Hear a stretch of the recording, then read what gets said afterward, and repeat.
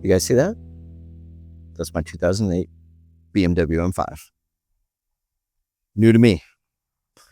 I regret my purchase. Let's talk about it. See how pretty it looks? Yes, it's great from 60 feet. But just wait till we get closer. Welcome to TheoryWorks.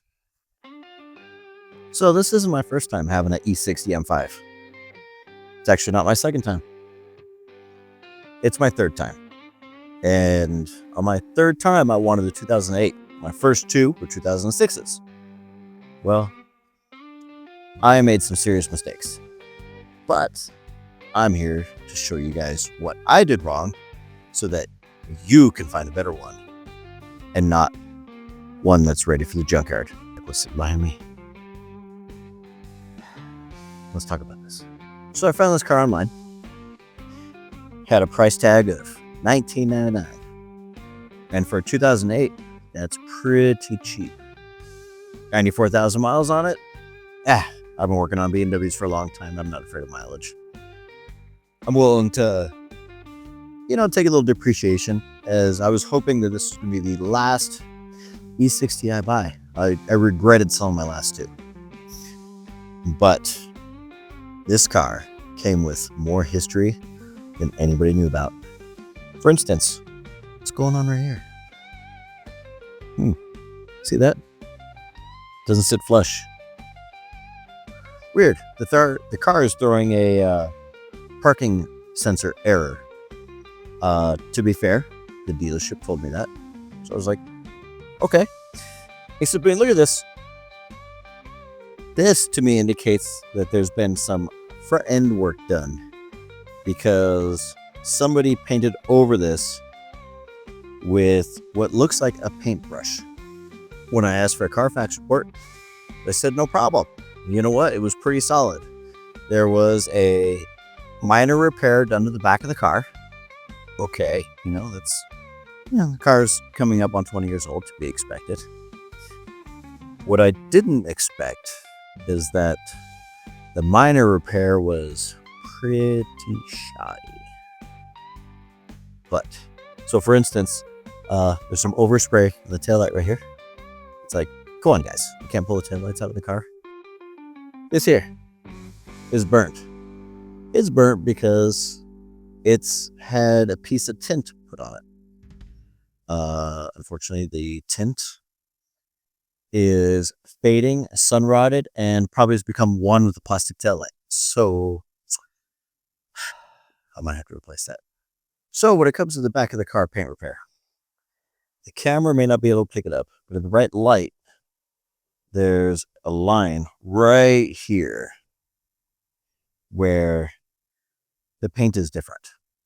And you're not supposed to do that. You're not supposed to end right there. So in that case, if you're painting, there's a quarter panel here, you need to go all the way up this way, which is separate from the roof piece, separate from the windows piece, and it just goes to the front. Not that far. They could have spent a little time, but they didn't.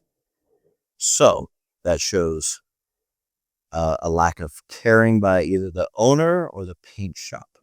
So I saw they had quite a few pictures listed of this car online, but it looked way better in the pictures than in person. I probably would have walked away, but it's a little late now. For instance, can you see right there? That stuff. That is paint where they taped the mirror off instead of removing it. Why would you do that to such a wonderful car like this? You're either trying to flip it or a discount paint shop that doesn't care. So right here, these pieces, somebody has put vinyl. You see there's lines right there to separate, or not separate, but I don't know why they didn't do it in one shot. So that's odd. But if you look right here, this door panel does not sit straight to this, or this door frame doesn't sit straight to this door frame. Why was that? Because somebody pried the door open. Yeah, the door has been pried open, and it doesn't fit right anymore. That's super irritating. That's a driver's door. So you see that all the time.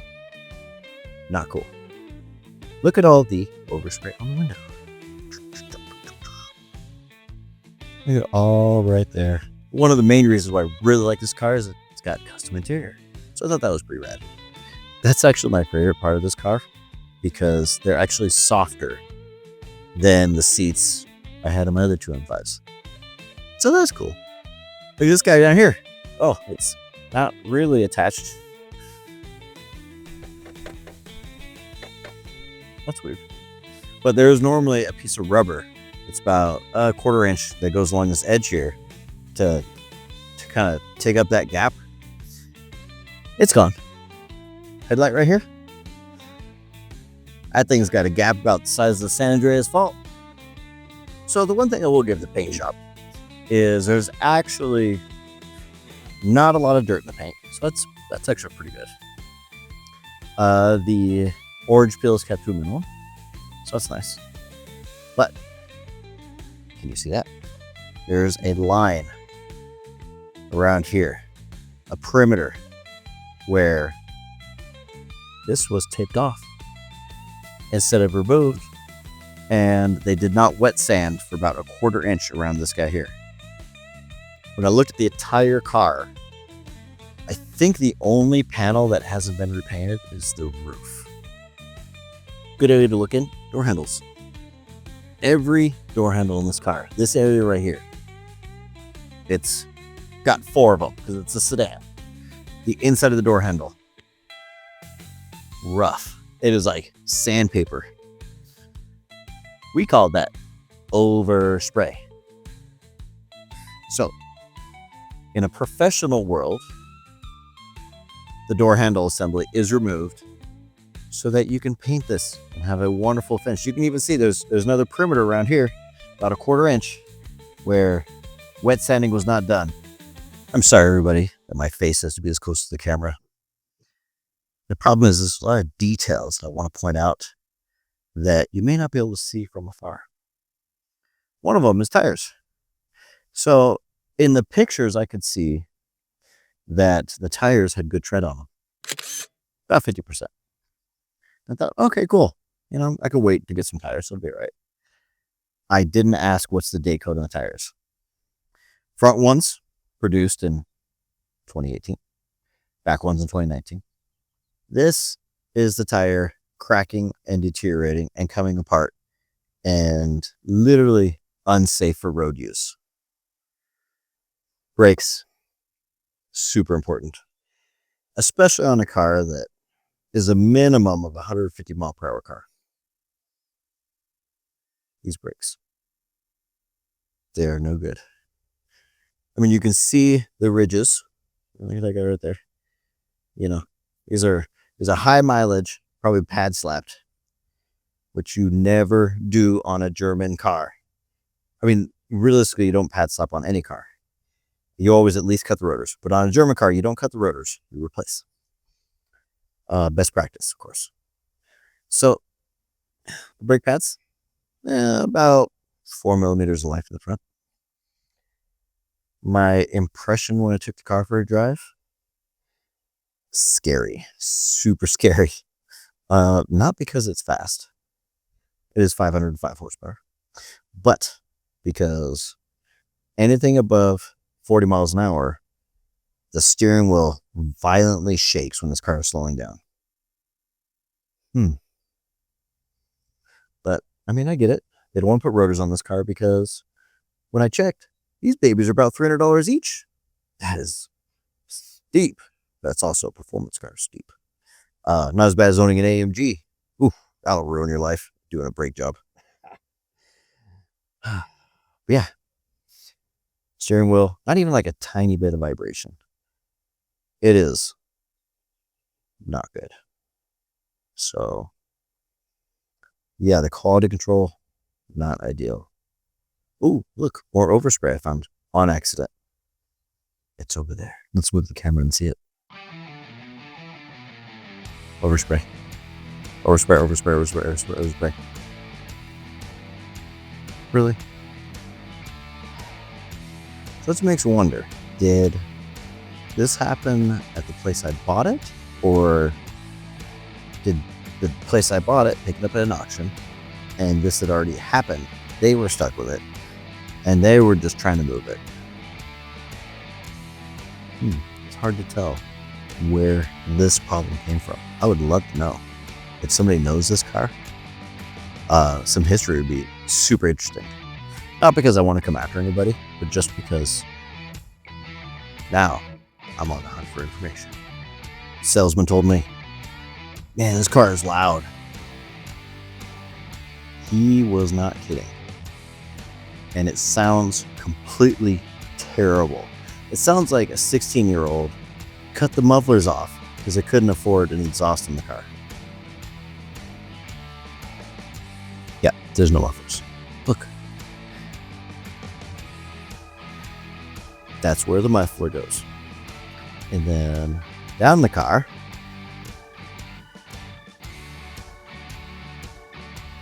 there's also supposed to be resonators that have been cut out. So, pretty sure this thing has cats in it. Other than that, it's just a trumpet for the V10. And I think it sounds stupid. Absolutely stupid. As you can see, it's not going well. The headlights are dull. That's unfortunate because they're pretty expensive. They looked way crisper in the photos. The hood's definitely been repainted. Parking sensors are... they're all just... it's just really terribly done. It's not good. I made a mistake. I'm disappointed in myself. I'm better than that. But let's take a look at the goods.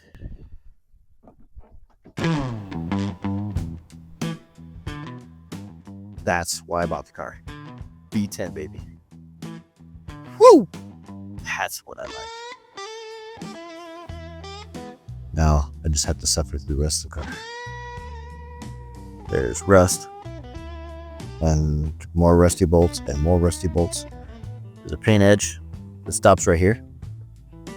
Also indicates fresh paint. So one of the things I found is that the driver's door window has been replaced. Minor detail, but interesting to notice. Something to keep your eyes on. Check this out. See, BMW. Something else. BMW. Something else. Minor detail, but that means maybe that happened when the car got broken into, and they pried the door and it blew up the window. Oh well. So it's interesting. The interior has had quite a bit of paint repair also. Which I'm curious about. That's odd. But you can see on the seat and the door panels where the white is, there's a couple different tones of white. And the paint is like on the black also. So terrible job. You know, it's interesting. The salesman went through the car with me, you know, on kind of like a FaceTime sort of situation, and pointed out a couple things. One was the park distance control issue. Okay, so I knew about that.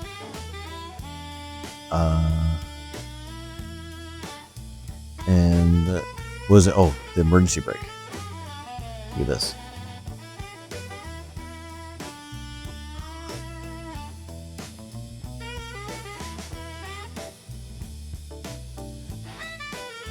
The teeth, they're missing. They're all ground down. The boot's missing. That's weird. So I've actually never seen that happen. The other thing we can think of is maybe somebody was drifting it and just being really gnarly in the emergency brake. Yeah, the teeth completely worn down. Huh? I've not run across it before. But center console I could kind of see it in the picture, but they definitely didn't take a picture of it. Look at this guy.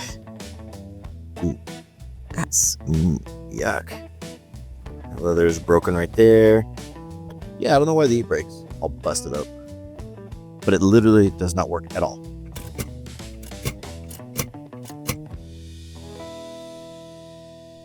So another thing caught me off guard is I thought all M5s came with Alcantara headliner. I was mistaken. This car's got cloth. That is stupid, stupid, stupid. This car was probably $90,000. And it came with cloth interior. Not interior. Headliner. Dumb. You know, it's funny. I just opened the passenger side front door to get out. And I found more evidence of foul play. Painter's tape in the door jamb. So the one fun part is I do have an aftermarket steering wheel. It's got suede in it on top and bottom. Well, if you can see this. See how smooth it is? That is years of hand curmudgeon stuck in that, causing the suede to lay down like old carpet in an apartment. I mean, dirty hands have been on the steering wheel, and now I'm touching it. Ew. So the other thing that makes this car scary to drive is the brakes have a ton of air in them. Let me show you. So you can kind of see with the pedal sitting there, where it's at on my shoe, okay? First push, that's where you find the air. So you push it, foot. See how far that thing goes down? Okay, now watch. Oops. When I release it and repush it. See how I gained about at least half or more pedal trouble back up? That's an indicator of air in the brakes.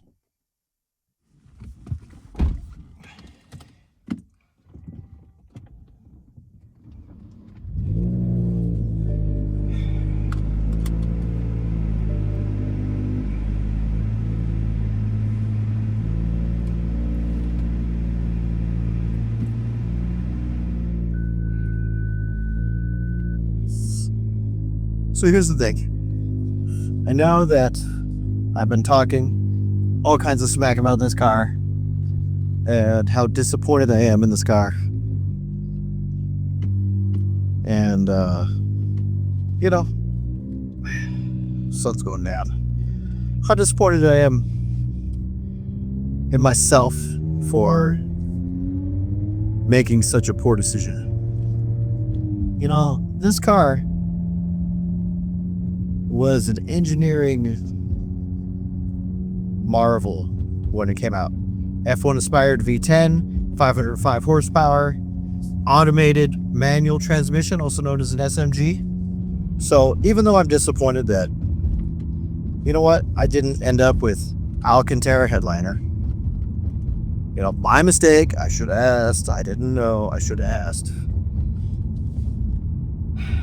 And the car's been repainted, in my opinion, poorly. The heart of this car still feels solid. 505 horsepower, red line, you know, 8,200 RPM. This thing just screams, let me out of, let me out of. Let's see. Yes, yes, yes, yes. Oh. That's why we like M-Power. For that. It pulls like Hondas when I was in high school that had VTEC, when we thought that was fast, and the car made another 10 horsepower. This car, you get paddle shifters. You have automatic mode.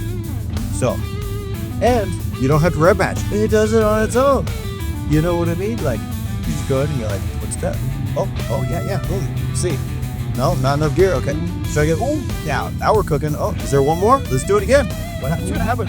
Oh, yeah. The one thing I was thinking about is my other cars were cosmetically really great examples. They were both 2006s of what a proper M5 should look like in stock form. But because of that, I didn't want to make any adjustments to the car. I didn't want to customize it out of fear of, just ruining such a clean example.